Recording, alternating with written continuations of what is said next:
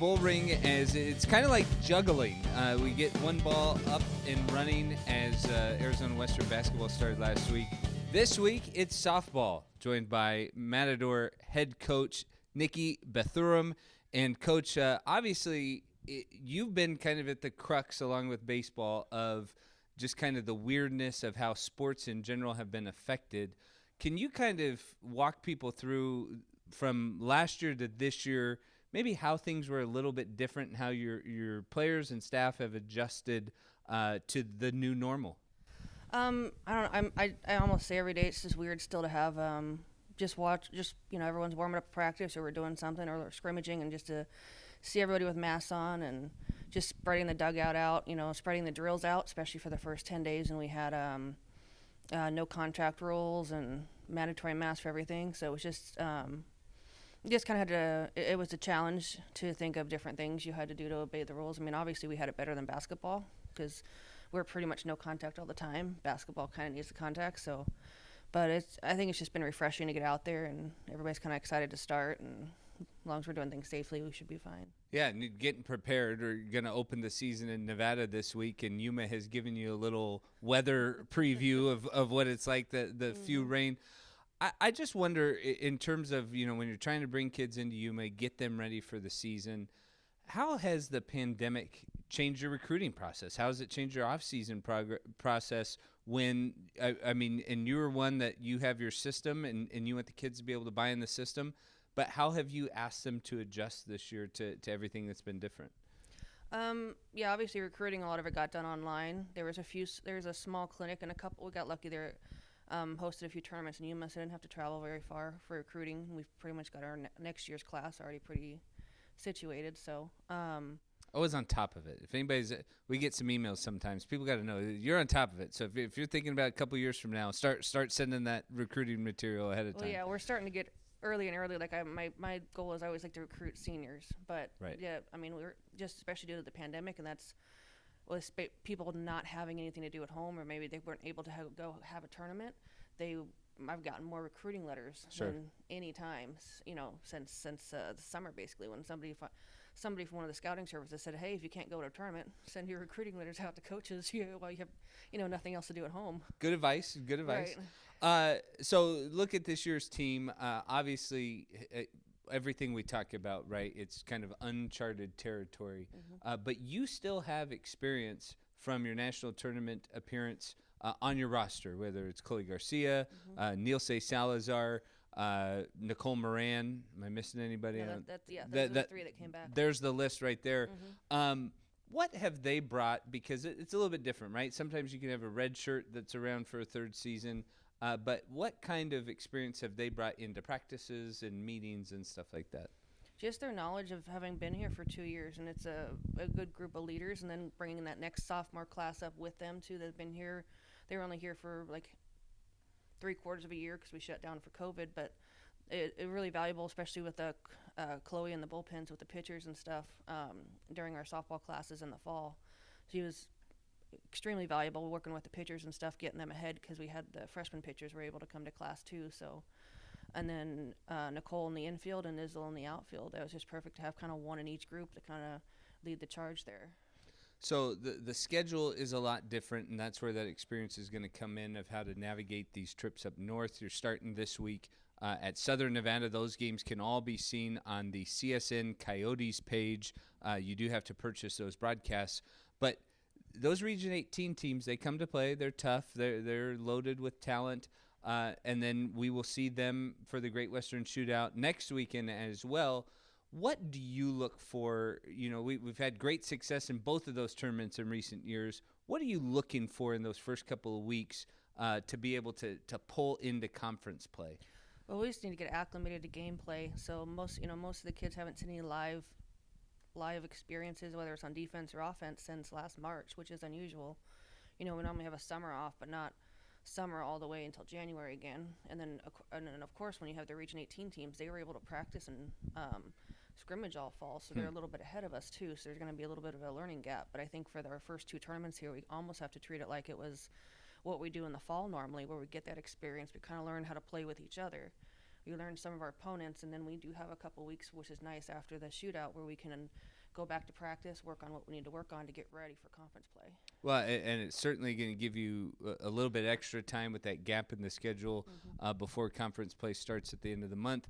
Excited that Maricopa is hanging around for outdoor sports as of now. They're beginning to practice and planning on playing.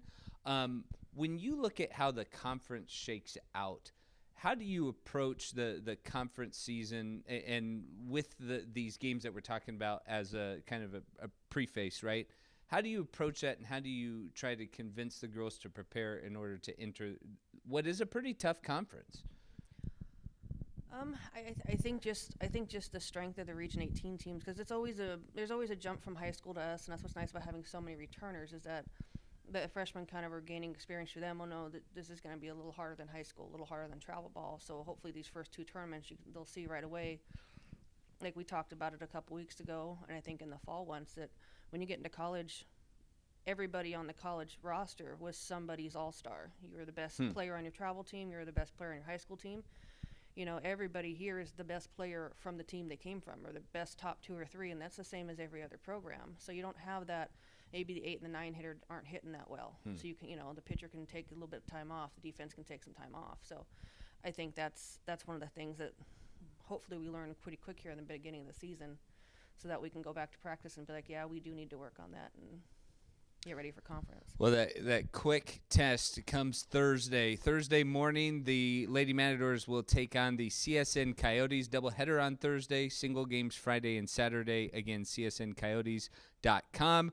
We're going to have limited fans, and that obviously is a little bit different. But just kind of thoughts on, when we're socially distanced, and that the importance of these fans in Yuma that are so rabid for softball, and hey, that's a big part of the reason why we're going to be hosting the national tournament this year, and we'll get to that in a second.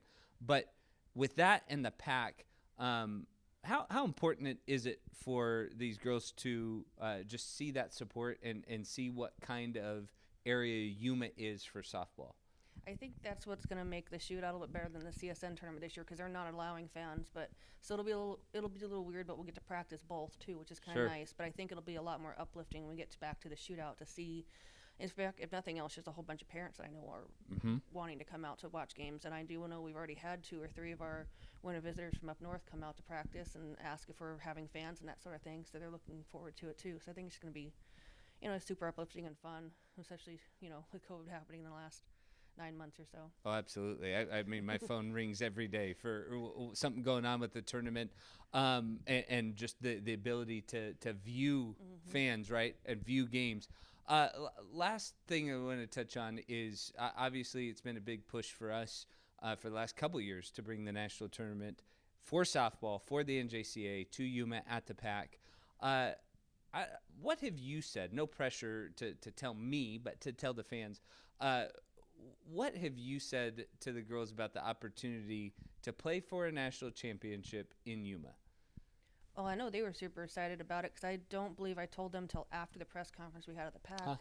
So they actually they were already kind of spouting shooting off messages to each other already before that happened. But they're extremely excited, and they know what it means to have that here. There's not that there's not that big travel trip. You don't have to go on a 6-hour bus ride. And obviously, since the PAC's been open, we've, a lot of people have been saying, hey, it would be nice to have the national championship here. It's a great facility, and, it actually works out great with COVID that it's all socially distanced. This place is so large. So, but yeah, I know they're really excited too. Not just the fans and everything else, but just, you're playing in front of your home crowd. It was always nice the last 2 times we went to nationals when we got like a handful of parents that could come and get us a crowd, but we can definitely pull a bigger crowd here, which will be a lot more exciting. Yeah, think about the trip that we made to St. George 2 years ago for the national tournament and the support from Matador faithful that were there. Just imagine what it's going to be like when the whole MAA family gets to go right down the street in May. Exactly. So, Coach, we appreciate the time. Looking forward to it on Thursday. Thank you very much. That's Matador head coach Nikki Bethurum. Arizona Western opens up Thursday at the CSN kickoff tournament. They'll wrap up the trip Friday and Saturday. The Friday and Saturday games both start at noon. csncoyotes.com. The Matador basketball team returns to action this week, opening conference play against Central Arizona. The Matadors have 10 days of rest behind them after beating Snow College in the season opener on Wednesday, January 20th. They'll play Central Arizona at 4 p.m. The Vaqueros lost to that same Snow team on Saturday. The women's game has been canceled due to COVID protocols. A rescheduled date will be announced at a later time. You can still stream Saturday's game from Coolidge, Arizona at 3:45 with the Matador pregame show powered by APS tip-off at 4 p.m. And be sure to stay up to date with the Matadors at Facebook at AWC Matador Athletics. And for all up-to-date schedules, including schedule changes, visit awcmatadors.com. It's always a great day to be a Matador. Thanks for watching the Bullring. On behalf of Matador Athletics, I'm Tim Slack.